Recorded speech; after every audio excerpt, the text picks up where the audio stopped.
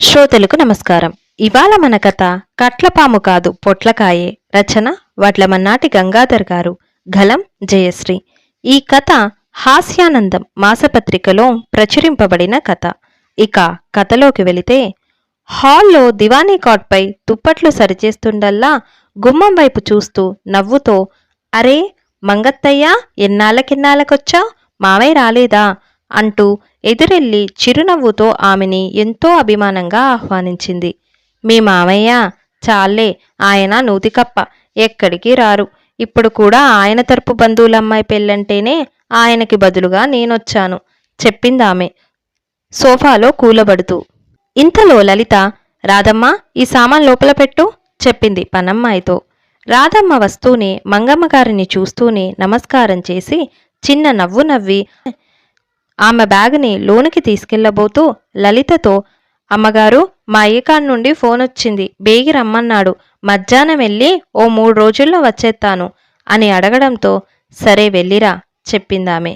తర్వాత కొద్దిసేపటికే రాధమ్మ బయలుదేరి వెళ్ళిపోయింది. రాధమ్మని కింద నుండి పైకి దీర్ఘంగా చూసిన మంగమ్మ, ఈ పిల్లెవరే అడిగింది ఆశ్చర్యంగా. ఎవరేంటత్తయ్యా, మా ఇంట్లో మనిషి, పేరుకి పని మనిషి చెప్పింది లలిత. ఏంటమ్ముడు నువ్వు వయసులో ఉన్న అమ్మాయిని పనమ్మాయిగా పెట్టుకున్నావు, చూద్యం కాకపోతే బుగ్గలు నొక్కేసుకుందామే. ఏంటత్తయ్యా ఇప్పుడేమైంది, ఏం చెప్పాలనుకుంటున్నావు? ఏమైందా, మా ఎదురు ఫ్లాట్లో కూడా ఇలానే ఓ జంటుండేవారు. ఇద్దరూ ఉద్యోగాలు చేయడంతో ఉదయం పోయి సాయంత్రానికి కానీ రారు. దాంతో ఓ పనమ్మాయిని పెట్టుకున్నారు. ఆమె పొద్దున ఇల్లూడ్చి ఇద్దరికీ టిఫిన్ అది రెడీ చేసి ఇద్దరికీ లంచ్ బాక్సులు పెట్టేసి తర్వాత వారు ఆఫీస్కి వెళ్ళిపోగానే ఇల్లు శుభ్రం చేసి బట్టలు వాషింగ్ మిషన్లో వేసేసి ఆ తర్వాత టీవీ చూస్తూ కూర్చునేది. లేదంటే నా దగ్గరికొచ్చి మళ్ళీ వాళ్ళు వచ్చే టైంకి వెళ్ళిపోయేది. అయితే రాను ఆ పనమ్మాయి వాళ్ళతో బాగా కలిసిపోయింది. కొద్ది రోజుల తర్వాత ఆ అమ్మాయి ఒంట్లో బాలేదని ఆఫీస్కి హాఫ్ డే సెలవు పెట్టి ఫ్లాట్కి రాగానే ఆ అబ్బాయి అంటే వాళ్ళ ఆయన ఆ పనమ్మాయితో కాస్త చనువుగా ఉండడం చూసిందట. ఆఫీస్లో ఉండాల్సిన వాడు ఆ సమయంలో ఇంట్లో ఎందుకున్నాడు అని ఆశ్చర్యపోయిందట. మరి ఇద్దరిని నిలదీసిందా అడిగింది లలిత. నువ్వు నేను అయితే అలానే చేసేవాళ్ళమేమో, కానీ ఆమె 2-3 రోజుల్లో ఇల్లు మార్చేసింది. అలా మార్చేసే ముందు ఆ పనమ్మాయికి కొంత డబ్బిచ్చి, ఇలాంటివెవరికీ మంచివి కాదు, మళ్లీ పునరావృతం అయితే పోలీసుల సహాయంతో నీ సహనానికి పరీక్ష పెట్టాల్సి వస్తుంది అని అక్కడే ఉన్న భర్తని కూడా ఉద్దేశించి అనడంతో బుద్ధి తెచ్చుకున్నాడట. ఆమె ఓసారి నన్ను కలిసినప్పుడు చెప్పింది. ఆ మాటలు విన్న లలిత మొహం రంగులు మారింది. ఓ క్షణం ఆగి, అవునత్తయ్యా, నువ్వంటుంటే నాకు అనిపిస్తోంది. ఈయన కూడా రాధమ్మకి ప్రతి పండక్కి డ్రెస్సులు కొంటాడు. రాధమ్మ పనిలో ఉన్నా, రాధమ్మ నీకిష్టమైన సీరియల్ వస్తోంది, రా చూద్దువుగాని అని పిలుస్తారు. నేను దాన్నేమైనా అంటే చాలు నా మీద ఒంటి చేత్తో లేస్తారు చెప్పిందామె మంగమ్మగారితో.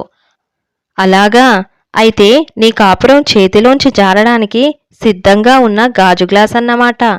అదేంటత్తయ్య అలా అంటావు? ఏదేదో చెప్పి చివరికి నా కాపురంపై డౌట్ పెట్టావో. ఇప్పుడు నాకు చెయ్యి కాలు పనిచేయడం లేదు. ఇప్పుడు నేనేం చెయ్యాలి అడిగిందామె ఆందోళనగా. ఏం చెయ్యక్కర్లేదమ్మడు, అది ఊర్నుంచి వచ్చేసరికి మరో పనమ్మాయి కాదు పనవ్వని పెట్టుకో, ఏ గొడవ ఉండదు. కట్లపాముని పొట్లకాయనుకొని భ్రమపడుతున్నావు అని మంగమ్మ చెప్పగానే క్షణం ఆలోచించి సరే అనేసింది. పైగా మధు కూడా క్యాంపుకు వెళ్లడంతో ఇదే మంచి సమయమని పక్క వీధిలో పనిచేసే భాగ్యవ్వని పనిలో పెట్టేసింది లలిత. అలా ఆమెని పనిలో కుదుర్చిన 2వ రోజు సాయంత్రం బీరువా తెరిచి ఉండడం, కొంత బంగారం డబ్బు కనపడకుండా పోయింది. తర్వాత మంగమ్మ లలితలు చిత్రంగా ఒకరి ముఖాలు ఒకరు చూసుకున్నారు. మంగమ్మ కొంచెం అయోమయంగా చూసి సిగ్గుతో తల వంచుకుంది. ఇంతలో పనమ్మాయి రాధమ్మ ఊరు నుండి వచ్చింది. ఆమెను చూస్తూనే, ఏంటే ఓ రోజు ఆలస్యంగా వచ్చావ్ అడిగింది లలిత అసహనంగా. ఆ మాటలకు రాధమ్మ కొంచెం సిగ్గుపడుతూ, అమ్మగారు, మరేమో నాకు మా ఊర్లో నిశ్చితార్థం జరిగిందండి. మను కూడా ఓ 15 రోజుల్లోనేనండి. మా అయ్య ఫోన్ చేసి చెప్పమన్నాడు, మీ కాడికి ఓ 15 రోజుల తర్వాత వస్తానని. కానీ నాకే మనసొప్పలేదండి. మీరీ 2 వారాలు రెక్కలు ముక్కలు చేసుకు కష్టపడుతుంటే నేను కొత్త పెళ్లి కూతురు హోదాలో ఆడ ఎట్టా ఉండగలనమ్మా?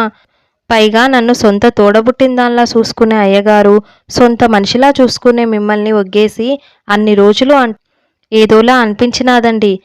అంతేకాదమ్మగారు, నాకు కాబోయేవారిది కూడా మనూరేనండి. నేను 2 పూటలు వచ్చి పనులు చేసేసి పోతానండి. మీకేటీ ఇబ్బంది ఉండదండి చెప్పిందామె చిరునవ్వుతో అమాయకంగా చూస్తూ. అప్పటి వరకు మందర మాటలు విన్న కైకేయిలా ఉన్న లలిత ఒక్కసారిగా రాధమ్మ వైపు 2 అడుగులు గబగబా వేసి ఆమెని గట్టిగా హత్తుకొని చెంపపై ముద్దు పెట్టింది. తప్పుడు చెప్పుడు మాటలతో ఓ ఆత్మీయ బంధాన్ని దూరం చేసుకునేదాన్ని. కట్లపాము పొట్లకాయని పోలి ఉంటుంది. అందుకని పొట్లకాయలపై ద్వేషం పెంచుకోవడం అర్ధరహితం. కన్నీళ్లొత్తుకుంది లలిత. ఇంతటితో జయశ్రీ వినిపించిన వడ్లమన్నాటి గంగాధర్ గారి కథ కట్లపాము కాదు పొట్లకాయే సమాప్తం. ఈ వీడియో మీకు నచ్చినట్లయితే లైక్ చేయండి, షేర్ చేయండి, ఛానల్ని సబ్స్క్రైబ్ చేయండి. Thank you.